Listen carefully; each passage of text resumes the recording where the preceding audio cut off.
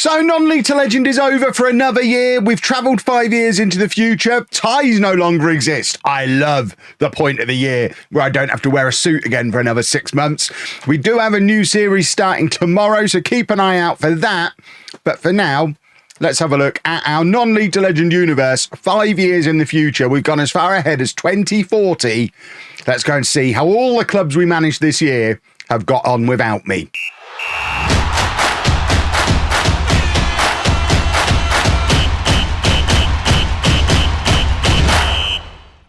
So we are starting with Tamworth, who, as you can see, are a League One club. Tamworth never really crumbled back down again in my absence, I guess. Let's have a look at their domestic league history. So the year I took over was the Vanarama North year. We obviously got promoted first year, promoted the next year, and then that League Two year was the year where I left with them top of the table to go and manage Burton, and both us and Burton both Tamworth and Burton got promoted. I got 2 promotions that year. So they were the 3 consecutive promotions that we got at the start of the save.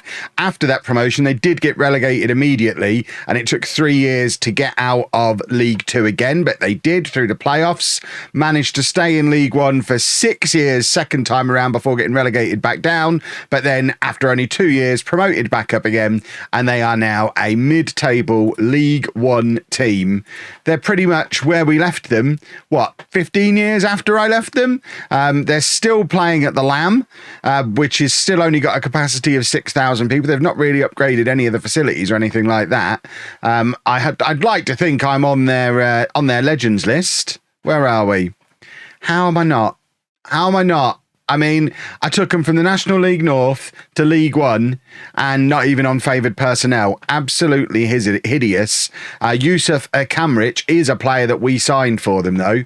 So he was there for quite a long time. We signed him in the National League North. He was one of our first wave of youngsters who came in released from the Premier League at the end of that first season. Had a really, really good goal creation, goal scoring season in the National League. Then I guess has kind of found his level for his career around League One, League Two. He was just an average player, but I guess stayed there long enough to be considered a club icon before heading back to Morocco, where he's played for 3 different clubs since going there. Adam Berry is another guy that we brought in, came in as part of that same, I'm going to call it LOLLUJO youth intake, the one we do at the end of the season, bringing in the Premier League youngsters because our own youth system is rubbish.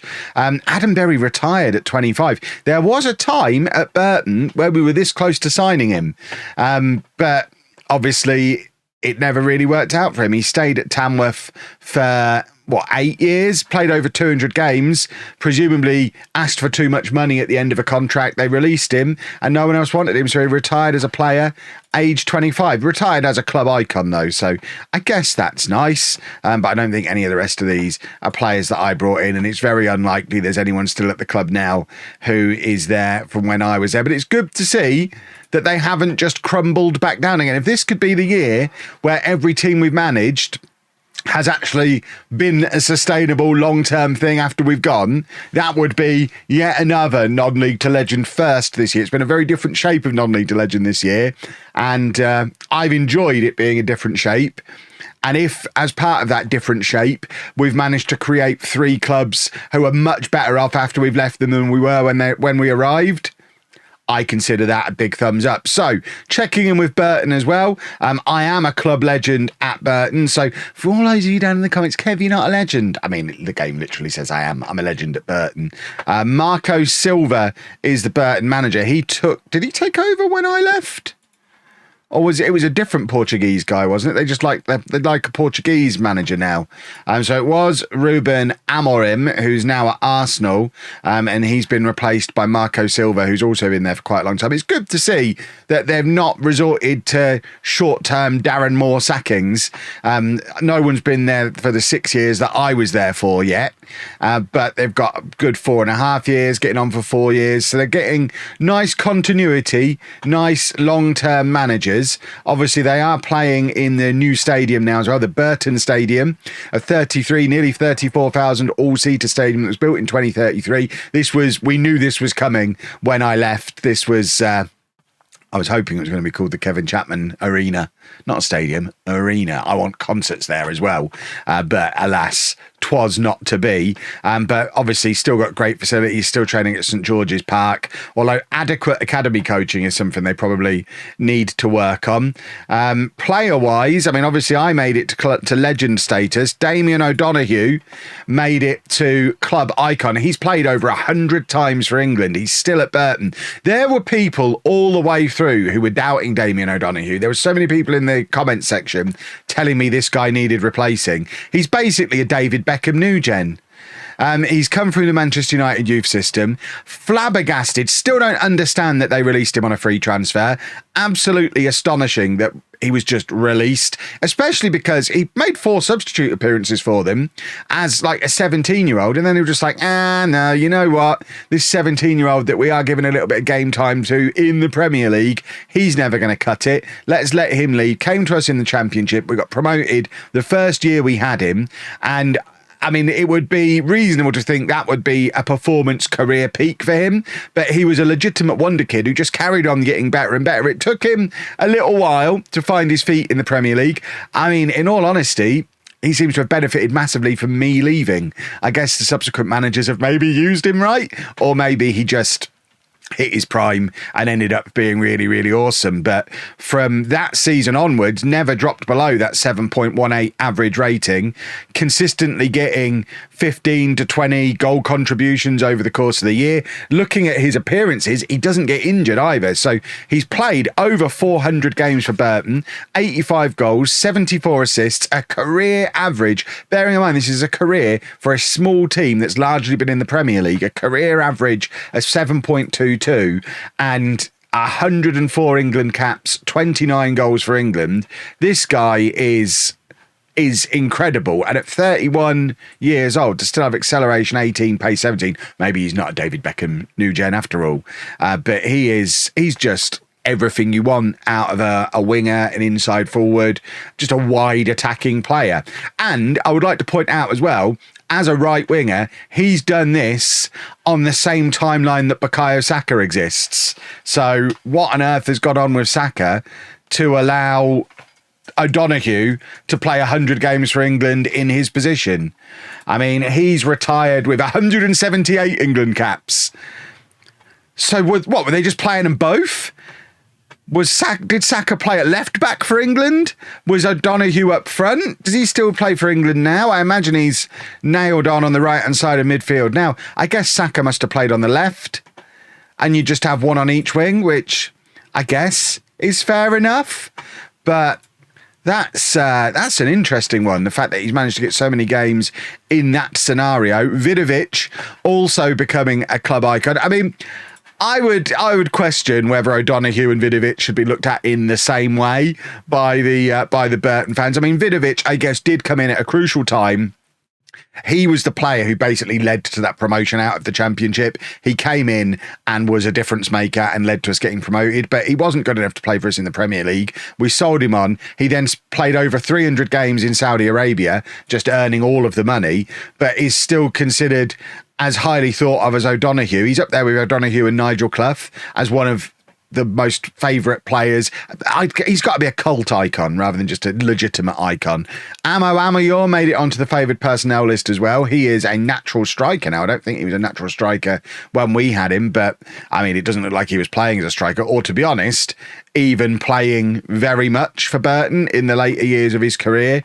But I think at £22 million, we certainly got our money's worth out of him.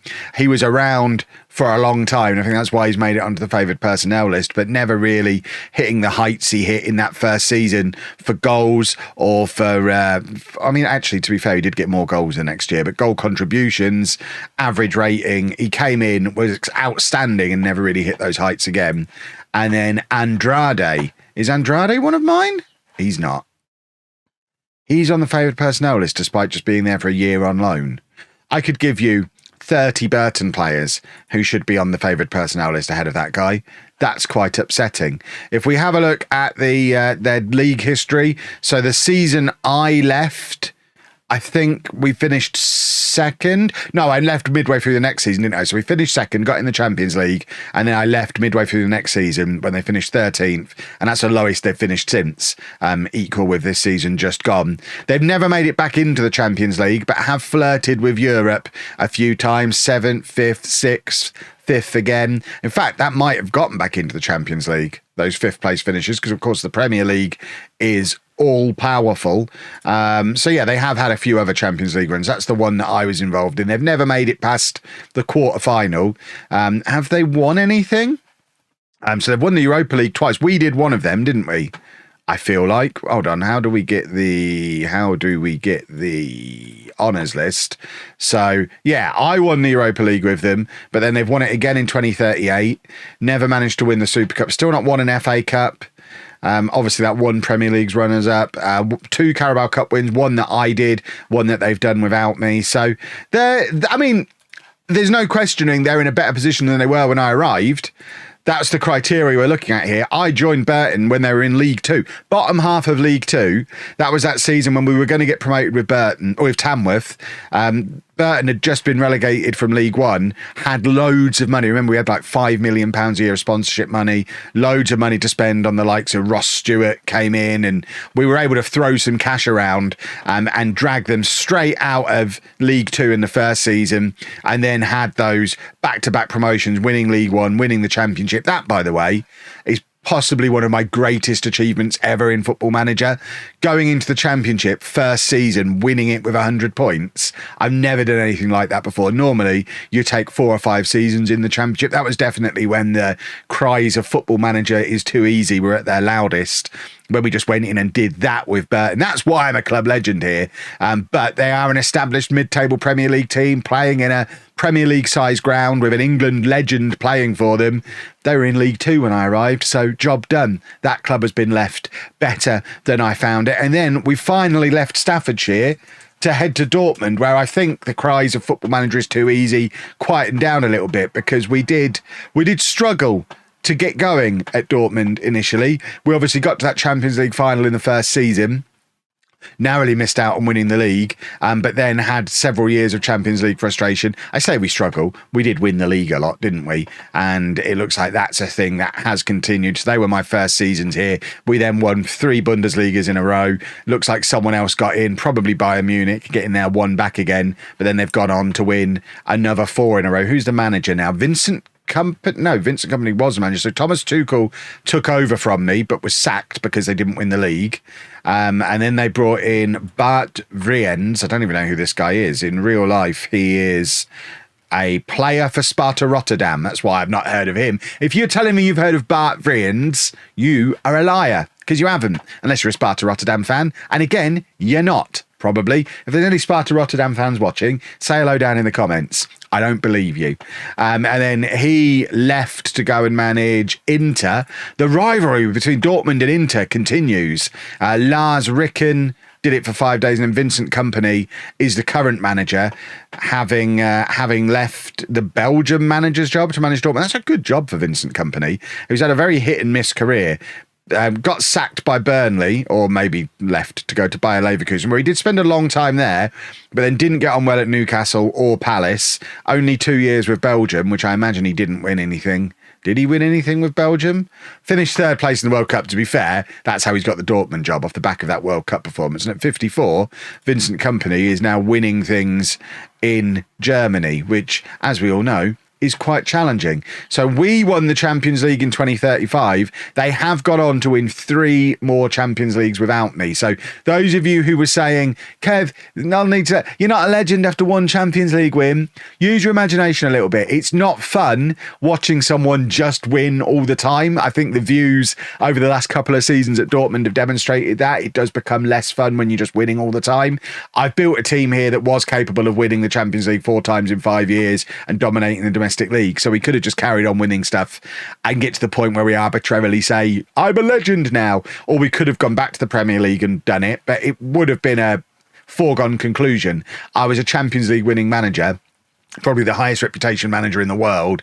I could have had my pick of Champions League teams and we'd have just won the Champions League and the Premier League straight away. So yeah, I guess in reality a manager like me would have carried on and maybe gone to the Premier League, maybe gone to La Liga, maybe gone international. We have to balance that reality to an extent with what's actually fun content to make and to watch, and just winning on autopilot ain't that fun. And the new series we've got coming up is going to be a lot of fun. Let's have a look at the legends list here. Did I make it on? I blooming should have done. I'm bottom of the favourite personnel list. Bart Vrians and Vincent Kompany are above me on the favoured personnel list. Carrier is on there as a player. He's still at Barcelona. Suarez has made it on as a player. He's still here at Dortmund. 31 years old now. Only 86 England caps for him. I never would have imagined that he would end up with fewer England caps than O'Donoghue. That is interesting. Colin Gray, also 31 now. 82 England caps for him as well. Cessped has made it onto the favoured personnel list after that difficult first season, but then his hero-making performances in the Champions League win. He's gone on to become a very solid player for us for a long time. It looks like he's recently lost his place under Vincent Kompany and he's probably going to be moving on. Emil Hiskey obviously got his fake first name back because I retired and took nicknames with me. Still only 27 years old, 47 international goals for the Czech Republic. So exciting, it's making me hiccup. But he, I guess he became a winger. I mean, we were kind of playing him out there for a long time anyway. Can we see what position he's been playing? No, it doesn't give me that much detail. But the fact that he's not scoring loads of goals would indicate to me that he's not playing up front, but he is obviously a great player. There's Big Kev, who has 54 goals for Germany, 32 years old now. He has just gone from strength to strength. Again, he's another one. The comments section doubted this guy, but he's 6'8" and quick. Not like lightning quick, but quick for 6'8" and a decent finisher. He was always going to be an incredible goal scorer. Obviously, we saw it the last couple of seasons of the Save, where he was rattling in goals, got in the Champions League Dream 11, got in the World Dream 11. I wouldn't be surprised if this guy won a Ballon d'Or. Did he win a Ballon d'Or? We'll have a look at the Ballon d'Or in a second, I guess, but because it'll be easier than trying to find it that way. But he did continue to score goals for fun forever. And Conor Egan, also on the favoured personnel list, also still at Dortmund. Ireland's all-time top goal scorer now, presumably, with 80 goals. And he's a weird one, isn't he? He has his seasons where he's great, and then he drops off, presumably when he drops out of the team. But then if you give him game time, he'll get you 20 goals. I mean, that's the key with Conor Egan. I am interested that the AI has managed to spend 5 years balancing those three players in the team, keeping them all happy and keeping them all scoring goals and playing. What tactic is Kompany playing? He's only playing the one striker, so that's no mean feat, keeping three strikers happy. I struggled a little bit with that at times, and I'm a special talent. Did we get anyone make it onto the icons list? Doesn't look like. Oh, we'll talk about Championship Manager legend Karl-Heinz Riedler, and I don't think we got anyone on the legends list. How is Jurgen Klopp a legend and I'm only favoured personnel? Remind me, how many Champions Leagues did Jurgen Klopp win with Dortmund? There's things that need changing here, boys and girls. Goodness me. So the current team here at Dortmund, it is very, very familiar. I mean, Herrera, Hiskey, Deda, Ilunga has continued to develop, not quite become the carrier new gen that I thought he was going to be. Although, to be fair, he's now worth up to £250 million. Big clubs and Spurs are interested in him, and he averaged a 7.5 this season just gone, so maybe he was just waiting for his opportunity in the team. There's a few guys we don't really know. Oh, my mum's playing for us now. That's nice. Ah, lovely, lovely, lovely. Velletti ended up making it into the team, and of course Antonio Carlos, the best goalkeeper in the world, is still the best goalkeeper in the world. So let's have a look at the competition history. Oh, we already looked at this, didn't we? They just keep winning things. Never did win the Club World Cup, though. It's not possible for a team I've been associated with to win that. But I think it is fairly safe to say that Dortmund are in a better state than they were when I arrived at the club. Because remember, I arrived in Germany in an environment where Bayern had won 18 consecutive Bundesligas. They haven't won the Bundesliga for nearly 10 years now. Leverkusen obviously getting that one under Mikel Arteta, then my 3 in a row, Leipzig then picking up one, and then Dortmund with 4 more, sharing it among a couple of different managers. Bayern, not even in the top 3 anymore. Bayern Munich are done, boys and girls. Thomas Tuchel is back there as manager, having spent his brief spell at Dortmund as well. He has managed, yeah, so he did Dortmund for 2 years, he's done Bayern for a year there, then he's gone around the world again, and then he's done another year at Dortmund, and then he's been back at Bayern for another year, presumably about to get sacked again, because they've dropped off massively. If nothing else, the big honour that we've done to German football is killing Bayern Munich's domination, because look at that. We finished them. You're welcome, Germany, unless you're a Bayern fan, in which case you might be quite upset about that. Let's just have a quick look at who won things like World Cups and whatnot in my absence. We didn't pay much attention to this during the save. For example, I never noticed that the US won the World Cup. I feel like that's something that I might have mentioned in a video at some point if I'd have been paying any attention at all. England with 2 Euros, though, so that's some medals for O'Donoghue and Suarez, which is very nice to see. And then we want to look at the Ballon d'Or as well. So Ballon d'Or, how many of our boys have gone on to win this thing? None of them. Exactly none. We haven't had a single Ballon d'Or winner. I guess Jude Bellingham, before he played for us. Have we had anyone even place? This is a bit of a surprise that we've not got anybody who's won a Ballon d'Or when our team was as good as it was. I mean, you've seen that Dortmund team, it wasn't just a fluke Champions League win. They've gone on to dominate the Champions League. This guy, I think, plays for Dortmund now. Yeah. Lofty Amara, who I remember him joining Bayern Munich. What a transfer that is. What a moment for German football that is. Everything flipped on its head. £140 million record signing for Bayern. He does 4 years there. He's great. And Dortmund just come along and dropped £221 million on him. But I remember him signing and thinking, oh, we missed out on that guy. He would have been great. But it looks like they got their man after all. Conor Egan finished 3rd that year, which is bonkers when he doesn't play regularly. I mean, that was one of his years where he got to play and he finished 3rd in the Ballon d'Or, and then presumably, just like I did to him a couple of times, dropped him again straight afterwards. But I think he's probably the closest we got to... Oh, Big Kev finished 3rd in the Ballon d'Or that year. And yeah, Big Kev and Conor Egan, the closest we would have ever have got to a Ballon d'Or. But that is the footballing universe, non-league to legend edition in 2040. I am really happy with how that save has turned out. I know that, like I've mentioned it a couple of times in this video, there's been a few unhappy reactions in the comments to finishing early. I would say, just to address that very quickly, we don't always win the Premier League as part of winning non-league to legend. FM19, we won the Champions League at Sevilla and ended the save, never having won a Premier League. I think the biggest Premier League team we managed that year was Fulham. And we also, with regard to finishing early, it's very nearly April. I think last year we finished in February, or the year before it was... We don't usually make it this far into the year with non-league legends still going. So yes, we've managed fewer clubs this year, but the save has been just as long. I think it's 100 episodes long with this one. So 100 episode series, that's a big series. It's lasted about 6 months. And I think it's been a satisfactory end. We've really improved the 3 clubs that we've managed. We've won a Champions League. We've won multiple domestic leagues. We've put together a wonder team. We've been able to sign whoever we wanted. And I'm really happy with how the save has turned out. It was a lot of fun to make as a save that was a little bit different to previous year's non-league to legends. And I guess next year's one will be different again, because obviously we're going to be on FM25, new game engine, hopefully a bit more frequent job interview offers, because that did certainly affect the shape of the save this year. But I am really looking forward to that. And I'm also really looking forward to the new series, which starts tomorrow. I don't even know who I'm going to be managing yet. You need to help me choose the club that I'm managing in tomorrow's video. So don't Don't let a few of them stack up before you watch it on a binge watch on the new series. You need to watch the first episode of the new series tomorrow, because over the weekend, you are going to be picking who I manage in the next series. And it's going to be an epic extravaganza of Football Manager awesomeness. But if you've enjoyed this video and you've enjoyed Non-League to Legend FM24 edition on the whole,